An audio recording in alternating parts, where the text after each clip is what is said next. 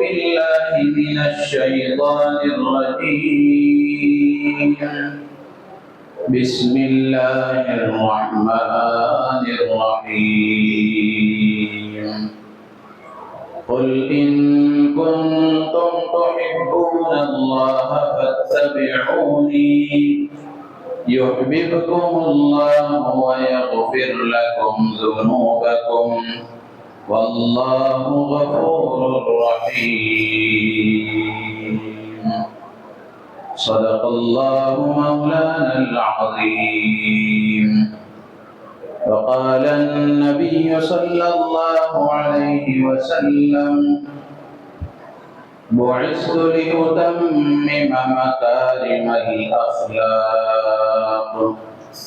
أو كما قال عليه الصلاة والسلام اللهم صل على سيدنا ومولانا محمد وعلى آل سيدنا ومولانا محمد وبارك وسلم.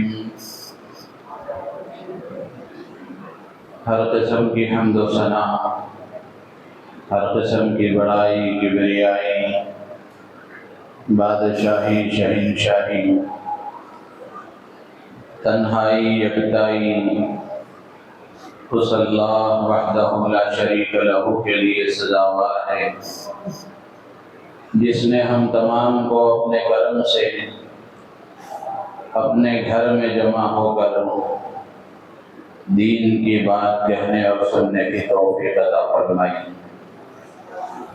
کروڑوں درود و سلام نازل ہوں سرکار دو عالم فخر بنی آدم تاجدار مدینہ احمد مجتبی محمد مصطفیٰ صلی اللہ علیہ وسلم کی ذات عالی پر،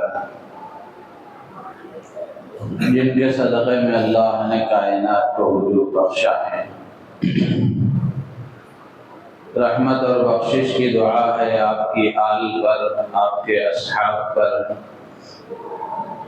تابعین و تبع تابعین ائمہ مجتہدین پر، اور قیامت تک آنے والے آپ کے متبعین پر.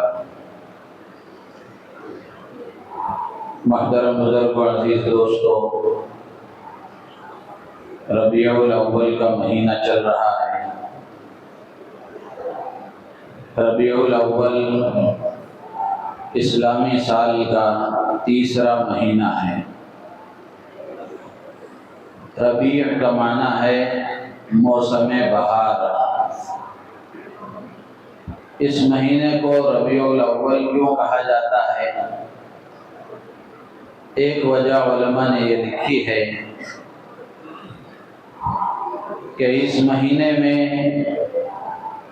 کائنات کی بہار امام الانبیاء ہم سب کے محسن آقا حضرت محمد الرسول اللہ صلی اللہ تعالی علیہ وسلم کی ولادت ہوئی، آپ دنیا میں تشریف لائے.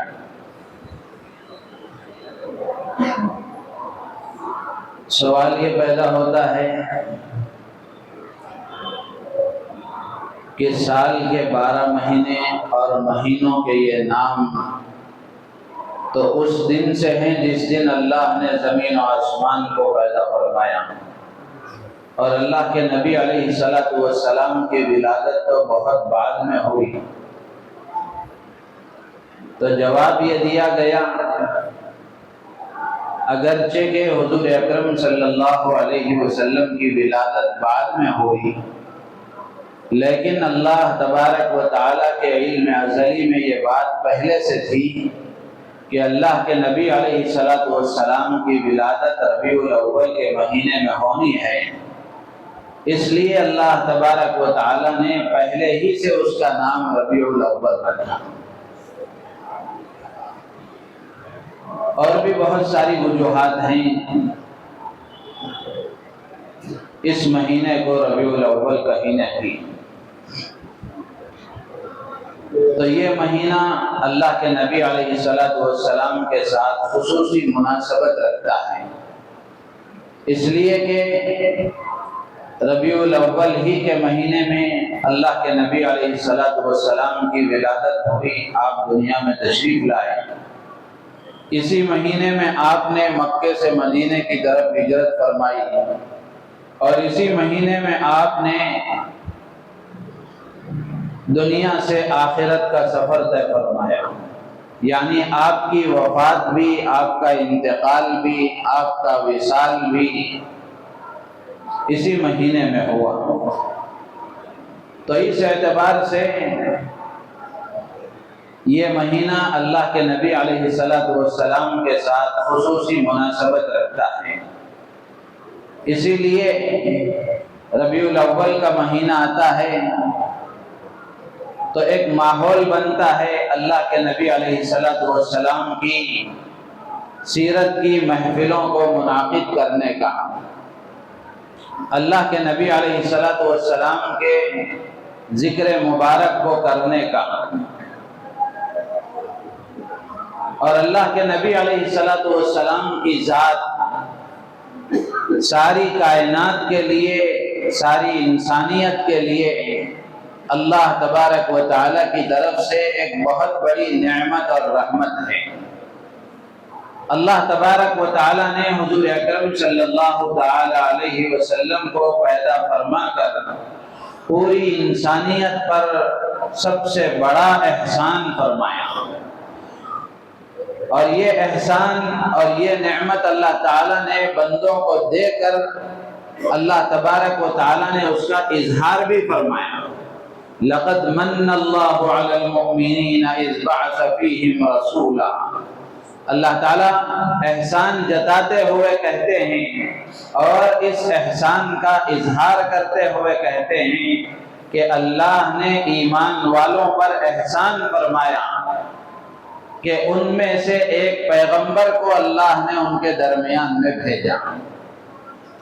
تو یہ نعمت اتنی عظیم الشان ہے اور اللہ کا یہ احسان اتنا بڑا ہے کہ اللہ تبارک و تعالی نے خود اس کا ذکر فرما کر لوگوں کو احساس کرایا کہ اللہ کے نبی علیہ السلام کا وجود اور اللہ کے نبی علیہ السلام کی ذات بابرکت یہ پوری کائنات کے لیے سب سے بڑی نعمت ہے، سب سے بڑا اللہ کا احسان ہے اور اللہ کی سب سے بڑی رحمت ہے۔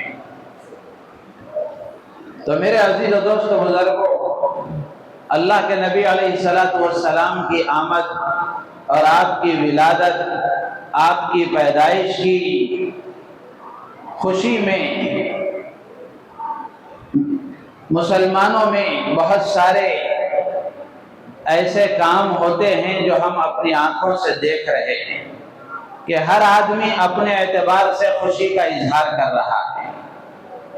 کوئی سیرت کی مجلس منعقد کر رہا ہے، کوئی اللہ کے نبی علیہ السلام کی خوشی میں جلسے منعقد کر رہا ہے، اور کوئی اللہ کے نبی علیہ السلام کی آمد کی خوشی کا اظہار جلوس کی شکل میں کر رہا ہے، کوئی اللہ کے نبی علیہ السلام کی آمد کی خوشی کا اظہار کیک کاٹ کر رہا ہے، اور نہ جانے کس کس طریقے سے لوگ اللہ کے نبی علیہ السلام کی آمد کی خوشی کا اظہار کرتے ہیں۔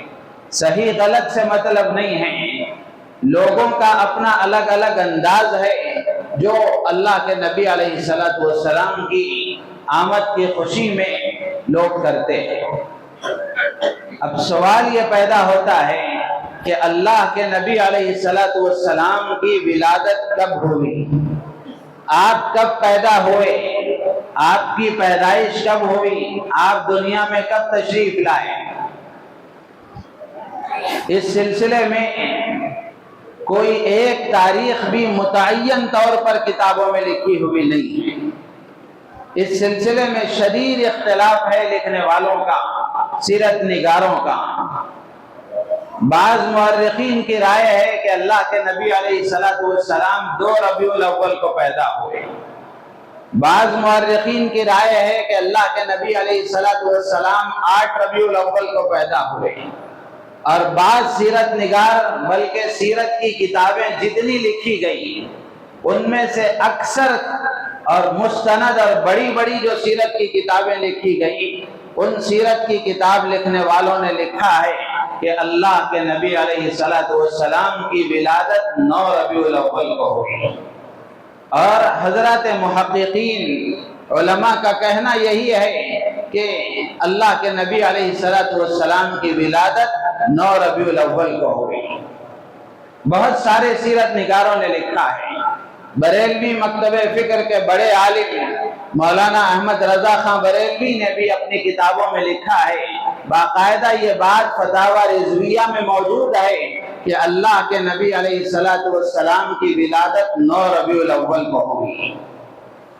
لیکن مشہور جو قول ہے لوگوں کے درمیان میں، جو مشہور ہو گیا، وہ قول 12 ربیع الاول کا ہے، اور اس سے آگے بڑھ کر اور بھی شدید اختلاف ہے۔ علامہ جلال الدین سیوطی رحمۃ اللہ علیہ نے اپنی کتاب خصائص کبریٰ میں اللہ کے نبی علیہ السلام کی ولادت کی تاریخ 1 رمضان لکھی ہے کہ رمضان کی پہلی تاریخ کو آپ کی ولادت ہوئی۔ اور اسی طریقے سے غنیت الطالبین میں شیخ المشائخ قطب الاقطاب غوث اعظم حضرت شیخ عبد القادر جیلانی رحمۃ اللہ علیہ نے لکھا ہے کہ اللہ کے نبی علیہ السلام کی ولادت 10 محرم کو ہوئی ہے۔ تو اس طرح اللہ کے نبی علیہ السلام کی ولادت کی کوئی ایک تاریخ متعین طور پر کہیں سیرت کی کتابوں میں لکھی ہوئی نہیں ہے، لیکن اتنا طے ہے، جو اتفاقی باتیں ہیں، کہ اللہ کے نبی علیہ السلام مکے میں پیدا ہوئے، ربیع الاول کے مہینے میں پیدا ہوئے، پیر کے دن پیدا ہوئے، صبح صادق کے وقت میں پیدا ہوئے، اور ہاتھی والوں کا جو قصہ پیش آیا تھا، اللہ کے نبی علیہ السلام اس سال میں پیدا ہوئے۔ تو اس اعتبار سے سیرت لکھنے والوں نے اور علماء محققین نے اندازہ لگا کر بتایا کہ زیادہ محتاط اور احتیاط والا اور زیادہ صحیح جو قول لگتا ہے وہ یہ کہ اللہ کے نبی علیہ السلام کی ولادت 9 ربیع الاول کو ہوئی، اور اسی کو اکثر علماء نے اختیار کیا ہے۔ لیکن لوگوں میں مشہور 12 ربیع الاول ہے، اور علماء محققین 9 ربیع الاول کہتے ہیں۔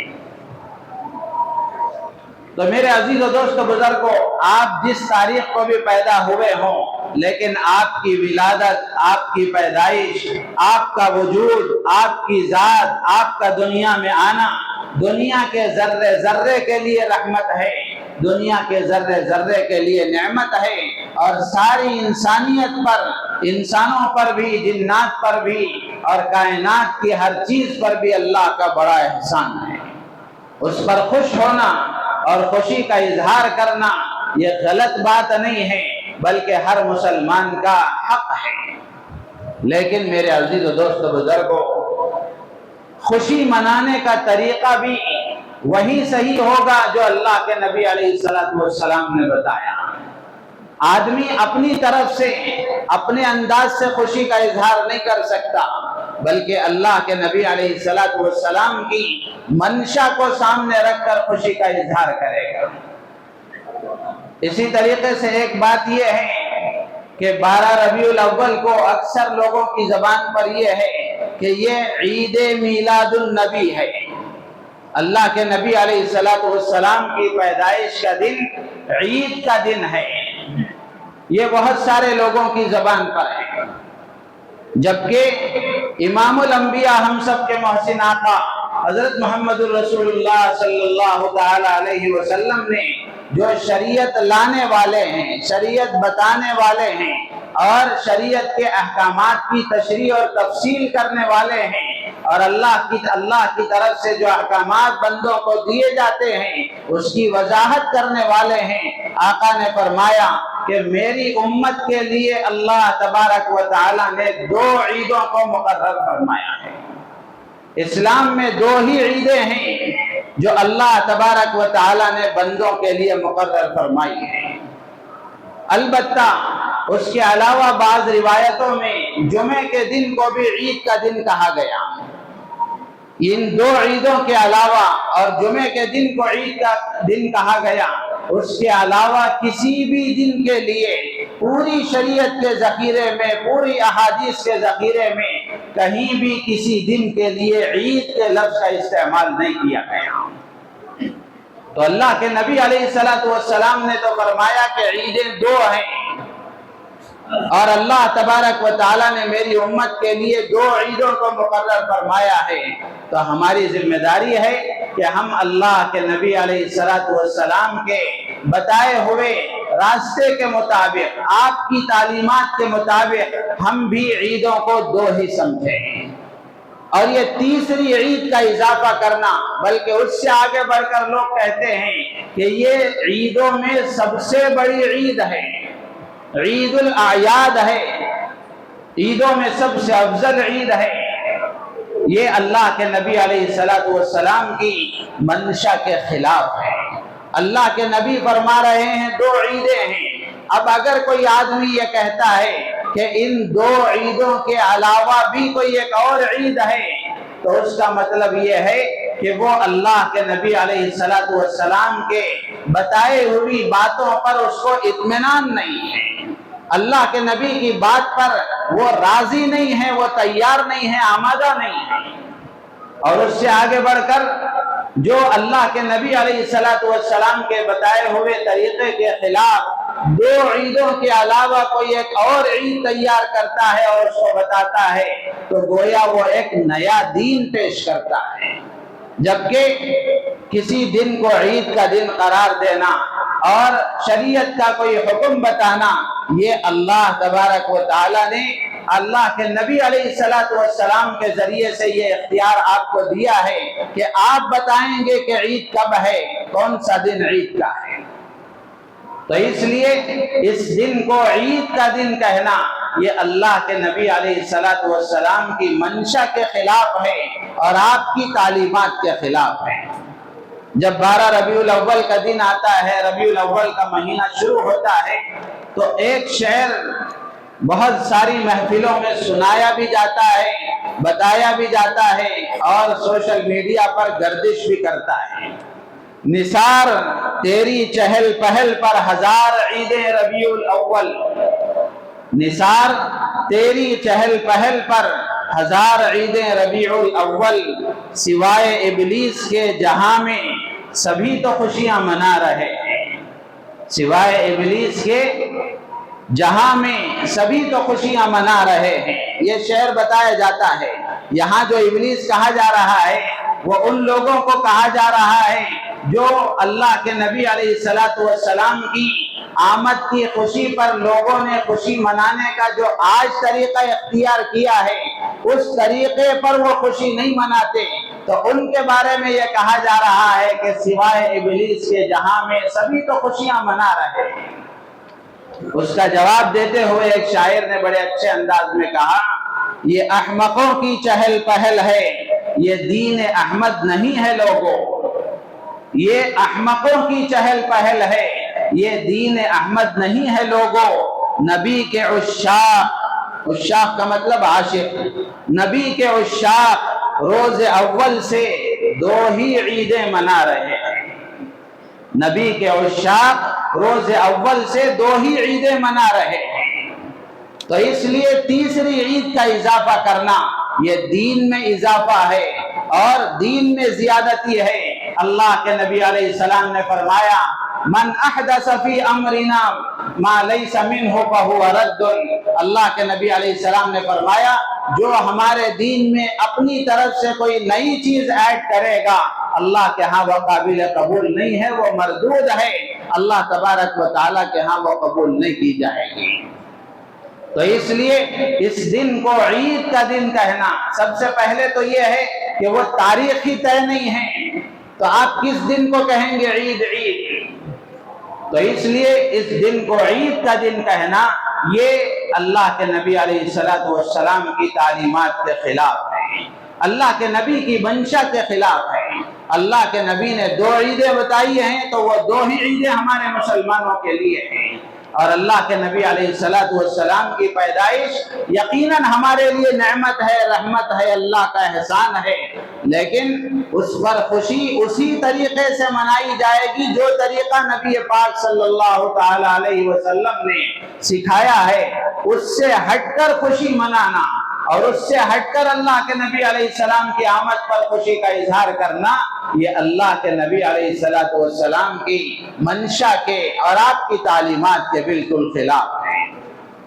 تو اس لیے یہ جو انداز سے 12 ربیع الاول کو عید کے طور پر اس کو منایا جاتا ہے اور نہ جانے کیا کیا کیا جاتا ہے، ظاہر سی بات ہے اگر ہر سال 12 ربیع الاول کو اللہ کے نبی علیہ السلام کا یوم ولادت منانا اور اللہ کے نبی علیہ السلام کی پیدائش کا دن منانا شریعت میں اگر اللہ کے نبی کی طرف سے طے ہوتا تو اللہ کے نبی علیہ السلام جس نبی نے بیت الخلاء میں جانے کا طریقہ بتایا، جس نبی نے کھانے پینے کی سنتیں بتائی، جس نبی نے عبادت کا طریقہ بتایا، جس نبی نے معاملات کس طرح کرنے چاہیے وہ بتایا، جس نبی نے معاشرتی زندگی سکھائی، خوشی کس طرح منائی جائے اللہ کے نبی نے وہ بھی سکھایا، شادی کیسے کرنی چاہیے، ولیمہ کیسے ہونا چاہیے، نکاح کیسے ہونا چاہیے اور معاملات آدمی کے کیسے ہونے چاہیے، اخلاق آدمی کے کیسے ہونے چاہیے، جو نبی دین کا ذرہ ذرہ بتاتا ہے اور جو نبی اللہ کی طرف سے بندوں کو زندگی گزارنے کا ایک ایک طریقہ سکھاتا ہے، کیا وہ 12 ربیع الاول کو اپنی پیدائش کے دن کو منانے کا طریقہ بھول گئے؟ آپ وہ طریقہ نہیں بتا پائے؟ یہ اللہ کے نبی علیہ السلام پر کتنا بڑا الزام ہے اور کتنا بڑا بہتان ہے۔ اور اگر یہ دن جس طرح آج منایا جاتا ہے، جس طرح آج خوشی کا اظہار کرنے کی شکلیں اختیار کی گئی ہیں، اگر اسی طریقے سے منانا شریعت میں ہوتا، صحابہ سب سے بڑے عاشق، میری اور آپ کی کیا اوقات ہے، صحابہ کرام رضوان اللہ تعالی علیہم اجمعین جیسا اللہ کے نبی کا عاشق آج تک آسمان نے نہیں دیکھا، زمین نے نہیں دیکھا۔ ایسے سچے عاشق صحابہ اللہ کے نبی علیہ السلام کی ولادت کے دن خوشی منا کر دکھاتے ہیں۔ صحابہ کا دور گزر گیا، خلفائے راشدین کا دور گزر گیا، تابعین کا دور، تبع تابعین کا دور، سلف صالحین کا دور، اولیاء کاملین کا دور، اور خواجہ معین الدین چشتی اجمیری رحمت اللہ علیہ، خواجہ نظام الدین اولیاء رحمت اللہ علیہ، خواجہ قطب الدین بختیار کاکی رحمت اللہ علیہ، اور آپ جتنے اکابر اور اہل اللہ کو لے لیں، ان سب کا دور گزر گیا۔ 6 صدیاں گزر گئی، ان 6 صدیوں میں اس طرح کی خوشی منانے کا کوئی رواج آپ کو تاریخ میں نہیں ملتا۔ باقاعدہ کتابوں میں صراحت کے ساتھ لکھا ہوا ہے کہ اس طرح خوشی منانے کا جو رواج شروع ہوا ہے وہ 7ویں صدی میں شروع ہوا ہے۔ 604 ہجری میں ایک بادشاہ، غالباً اس کا نام اربل ہے، اس نے اللہ کے نبی علیہ السلام کی آمد کی خوشی پر اللہ کے نبی علیہ السلام کی ولادت کے تذکرے کے لیے اس نے مجلس منعقد کی۔ اللہ کے نبی علیہ السلام کا تذکرہ کرنے کے لیے، آپ کی ولادت کا ذکر کرنے کے لیے اس نے مجلس منعقد کی، اس پر بہت سارا سرکاری پیسہ لگایا گیا، بہت مال خرچ کیا گیا، لیکن جیسے جیسے دن گزرتے گئے ویسے ویسے اس میں امینڈمنٹ ہوتا رہا، اپڈیٹ ہوتا رہا، کوئی اس کو اور بدلتا رہا، کوئی اس کو اور بدلتا رہا، کوئی اس کو اور بدلتا رہا۔ اسی طرح جاتے جاتے آج جو صورتحال ہم دیکھ رہے ہیں، آج صورتحال یہاں تک آ کر پہنچی ہے۔ تو میرے عزیز و دوست بزرگوں، امام ابو حنیفہ کا دور گزر گیا، امام مالک کا دور گزر گیا، امام شافعی کا دور گزر گیا، امام احمد ابن حنبل کا دور گزر گیا، سفیان ثوری کا دور گزر گیا، سفیان ابن عیینہ کا دور گزر گیا، اور جتنے محدثین اور فقہا کو آپ لے لیں، جتنے مفسرین کو آپ لے لیں، کسی کی زندگی میں بھی اس طرح خوشی منانے کا جو طریقہ آج لوگوں نے اختیار کیا ہے، آپ کو تاریخ کی کتابوں میں کہیں نہیں ملے گا۔ اس لیے کہ اگر یہ دین کا حصہ ہوتا، اگر یہ شریعت کا حصہ ہوتا تو سب سے پہلے ہدایات امام الانبیاء ہادی عالم، امام الانبیاء حضرت محمد رسول اللہ صلی اللہ تعالی علیہ وسلم کی طرف سے دی جاتی۔ آپ تعلیمات ارشاد فرماتے، اس کو منانے کا طریقہ بتاتے۔ تو یہی دلیل ہے اس بات کی کہ اللہ کے نبی علیہ السلام کی پیدائش کا دن منانا یہ اللہ کے نبی علیہ السلام کی منشا کے خلاف ہے۔ جب یہ بات کہی جاتی ہے تو لوگ یہ سمجھتے ہیں کہ اللہ کے نبی علیہ السلام کے ذکر مبارک سے آپ کی زندگی کو بیان کرنے سے روکا جا رہا ہے۔ نعوذ باللہ من ذالک، دنیا میں کوئی ایسا بدبخت نہیں ہے جو اللہ کے نبی علیہ السلام کی ذکر مبارک سے روکے، آپ کی زندگی کو بیان کرنے سے روکے۔ یہ تو عبادت ہے۔ اللہ کے نبی علیہ السلام کی ولادت کا ذکر کرنا، آپ کی عبادت کا ذکر کرنا، آپ کے معاملات کا ذکر کرنا، آپ کی معاشرت کا ذکر کرنا، آپ کے اخلاق کا ذکر کرنا، آپ کی نمازوں کا ذکر کرنا، آپ کی راتوں کا ذکر کرنا، آپ کے دن کا ذکر کرنا، آپ کے سجدوں کا تذکرہ کرنا اور آپ کے اللہ کے سامنے رونے اور گڑ گڑانے کا تذکرہ کرنا، یہ تو عبادت ہے۔ اس سے کون روک سکتا ہے؟ اس سے کوئی نہیں روکتا۔ بلکہ جہاں نبی پاک صلی اللہ تعالی علیہ وسلم کا تذکرہ ہوتا ہے، آپ کا ذکر مبارک ہوتا ہے، اس مجلس پر اللہ کی رحمتیں نازل ہوتی ہیں۔ اور ہم خود اللہ کے نبی علیہ السلام کا تذکرہ کرتے ہیں، آپ کی سیرت بیان کی جاتی ہے، آپ کی زندگی کو بیان کیا جاتا ہے۔ اس سے تو کوئی منع نہیں کرتا، یہ غلط نہیں ہے۔ لیکن جو اور طریقے اختیار کر لیے گئے، چوراہوں کو روشن کر دیا گیا۔ ماشاءاللہ کل رات میں کہیں سے آ رہا تھا 11 بجے، تو دیکھا کہ ایک گلی ماشاءاللہ دن کا نظارہ پیش کر رہی تھی۔ رات کے 11:30 ہو رہے ہیں اور رات اندھیرے کی طرف جا رہی ہے، رات کا اندھیرا بڑھ رہا ہے، لیکن گلی کو اس طرح روشن کر دیا گیا کہ وہاں ایسا محسوس ہو رہا تھا کہ گویا دن ہے۔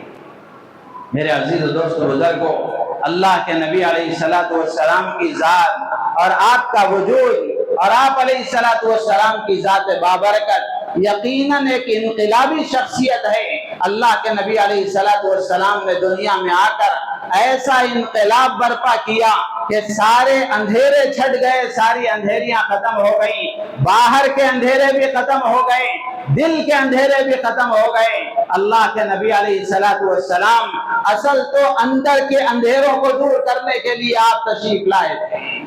آپ کی تعلیمات کو اگر کوئی اختیار کرتا ہے تو دل کے اندھیرے چھٹتے ہیں، دل کی ویرانی ختم ہوتی ہے، دل کی دنیا آباد ہوتی ہے۔ اکبر الہ آبادی مرحوم نے بڑے اچھے انداز میں اس کو بیان کیا، درفشانی نے تیری قطروں کو دریا کر دیا۔ درفشانی کا مطلب آپ کی محنت، آپ کے موتیاں بکھیرنا، آپ کا لوگوں کو سمجھانا، آپ کا دعوت دینا اور امت کے اندر آپ کا دین کو پھیلانا، یہ مطلب ہے اس کا۔ درفشانی نے تیری قطروں کو دریا کر دیا، دل کو روشن کر دیا، آنکھوں کو بینا کر دیا۔ دل روشن ہو گئے، دل کی دنیا ویران تھی، دل اندھیرے تھے۔ اللہ کے نبی علیہ السلام تشریف لائے، آپ کی تعلیمات لوگوں کے درمیان میں عام ہوئی اور لوگوں نے آپ کی تعلیمات پر عمل کیا، دل کی دنیا آباد ہو گئی، دل روشن ہو گئے۔ اور پھر آگے کہتے ہیں، خود نہ تھے جو راہ پر اوروں کے ہادی بن گئے۔ اللہ کے نبی علیہ السلام نے جس معاشرے پر محنت کی تھی وہ معاشرہ کیسا تھا؟ حضرات صحابہ کرام رضوان اللہ تعالی علیہم اجمعین کی زندگیاں ایمان لانے سے پہلے، نبی کے دامن سے وابستہ ہونے سے پہلے مکے کی جو صورتحال تھی وہ ہم سب کے سامنے ہے۔ بارہا آپ نے سنا ہے تو اکبر الہ آبادی مرحوم اس کو کہتے ہیں، خود نہ تھے جو راہ پر اوروں کے ہادی بن گئے۔ خود زندگی گزارنے کا ان کو سلیقہ معلوم نہیں تھا، اور زندگی گزارنے کا کوئی طریقہ ان کو معلوم نہیں تھا۔ اللہ کے نبی علیہ السلام کی تربیت نے، اللہ کے نبی علیہ السلام کی صحبت نے، آپ کے فیض نے ان کے اندر ایسی صلاحیت پیدا کی کہ اللہ نے قرآن میں فرمایا کہ ایمان اگر اللہ کے ہاں معتبر ہے تو ویسا جیسے صحابہ کا ایمان ہے۔ زندگی گزارنے کا طریقہ کیا ہونا چاہیے، اللہ کے نبی علیہ السلام کی تعلیمات کو صحابہ نے قیامت تک کے آنے والے انسانوں تک پہنچایا۔ اس کو اکبر الہ آبادی مرحوم کہتے ہیں، خود نہ تھے جو راہ پر اوروں کے ہادی بن گئے، کیا نظر تھی جس نے مردوں کو مسیحا کر دیا۔ اللہ کے نبی کی کیا نظر تھی، اللہ کے نبی کی کیا تربیت تھی، اللہ کے نبی کی صحبت کا کیا فیضان تھا کہ ان کی صحبت میں بیٹھنے کے بعد اور ان کی تربیت میں آنے کے بعد جن کے دل مردہ تھے، اللہ نے ایسی زندگی پیدا فرمائی کہ اللہ نے ان کو ہدایت کا چراغ بنا دیا کہ ان کو دیکھ کر زندگی گزاری جائے، ان کو دیکھ کر اپنی زندگی سواری جائے۔ ایمان ان کے جیسا، اعمال ان کے جیسے، اخلاق ان کے جیسے، عبادتیں ان کی جیسی، معاملات ان کے جیسے۔ اللہ کے نبی نے فرمایا اصحابی کالنجوم، میرے صحابہ ستاروں کے مانند ہیں، بِأَيِّهِمْ اقْتَدَيْتُمْ اهْتَدَيْتُمْ، ان میں سے تم جس کی بھی اقتدا کرو گے، جس کے بھی پیچھے چلو گے، تم جنت کا راستہ پالو گے۔ اللہ نے پھر وہ مقام عطا فرمایا۔ تو میرے عزیز و دوست و بزرگوں، اگر اس طرح خوشی منانے کا طریقہ اسلام میں ہوتا، صحابہ مناتے، تابعین مناتے، تبع تابعین مناتے، محدثین و مفسرین اور فقہا مناتے، لیکن یہ طریقہ اسلام میں اس کی بالکل اجازت نہیں ہے۔